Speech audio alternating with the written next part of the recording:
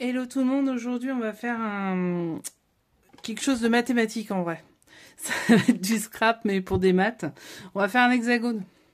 Parce qu'on en a besoin pour faire les petits chaudrons qu'on va bientôt faire ensemble. Donc je vous fais d'abord cette vidéo pour vous dire, si vous n'avez pas de dies ou de prédécoupe, pour aller chercher sur internet des trucs c'est hyper compliqué. Alors moi je vais essayer de faire quelque chose que je mettrai sur ma page Facebook, dont vous avez le lien plus bas, Angèle Créa & Co. Mais si ça se trouve vous allez vous retrouver coincé avec les hexagones. Il en faut deux, un de 4 et un de 5 cm de côté. Donc on y va, on va les faire ensemble. Donc ça c'est le 4, je l'ai déjà fait, mais c'est le même principe pour le 5 évidemment. Alors on va se retrouver comme en maths, il nous faut une règle, un crayon de papier, un compas et un papier, on s'en fout de lequel puisque c'est pour faire votre matrice. Il vous faut aussi un rapporteur. Donc on va prendre notre compas et notre règle qu'on va mettre là maintenant sur 5 cm puisque j'en veux un de 5 cm. Donc là c'est là le côté que vous voulez pour votre hexagone. Si vous voulez plus, vous faites plus. Évidemment. Bon alors moi j'ai un compas un peu chiant.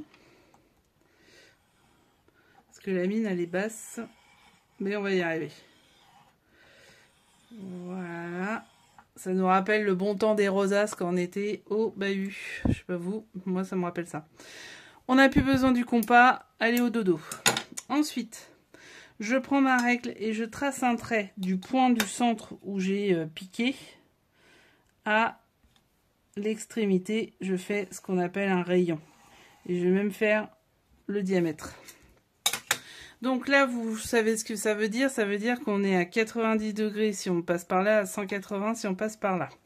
Je reprends mon point de base. Et vous voyez, je colle mon petit trou au milieu. Qu'est-ce que je fais? Je fais des marques tous les 60 degrés. Donc 60, 120. Naturellement, celui-ci fait 180.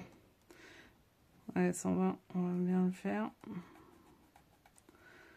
60, hop, j'ai un peu décalé. Bien, ensuite, je fais de l'autre côté. Voilà, la difficulté, ça va être de faire de l'autre côté. Je reprends mon trou, je cale bien, pour pas avoir de problème de yeux, ce qui me tombe assez mal en ce qui me concerne. Je cale bien le droit et je refais 60.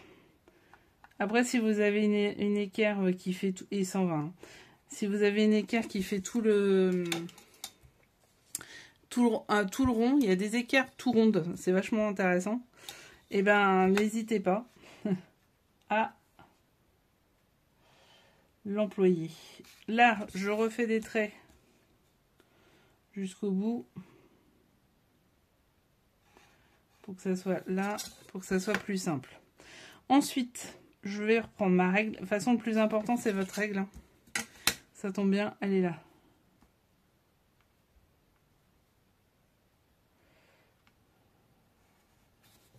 Ok, on y va. Donc, je prends mon premier trait et je vais réunir les côtés. Deuxième trait et je réunis les côtés. Et vous avez bien compris, il y en a 6 puisqu'on est dans un hexagone. Donc on y va. 6 fois et vous avez fait votre hexagone. C'est pas hyper compliqué. Hein. Franchement, il y a eu pire. Moi, j'étais nulle en géométrie quand j'étais au bahut. D'ailleurs, j'avais une moyenne lamentable à cause de la géométrie parce que j'y arrivais pas. Et dès que la géométrie s'est barrée, j'ai eu une très très bonne moyenne.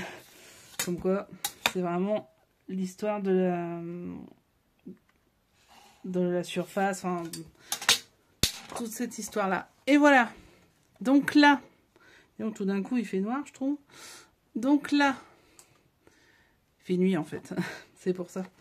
Donc là je vais simplement découper et j'ai mon hexagone de 5 cm de côté. Donc maintenant je vais pouvoir l'utiliser pour faire mes petites bases. Donc, comment je fais ça? Bah, je le remets sur mon papier noir, en l'occurrence, ça va être du noir. Sur des chutes, hein, je vais le faire sur des chutes. Ça aussi, c'était une chute. Et puis, je vais pouvoir faire mes bases pour mes petits chaudrons. Voilà, à très vite. Si vous avez des questions, n'hésitez pas. C'était vraiment un truc éclair pour pouvoir faire des hexagones. À bientôt. Poutou, bon scrap. Et n'oubliez pas de liker, partager, abonner.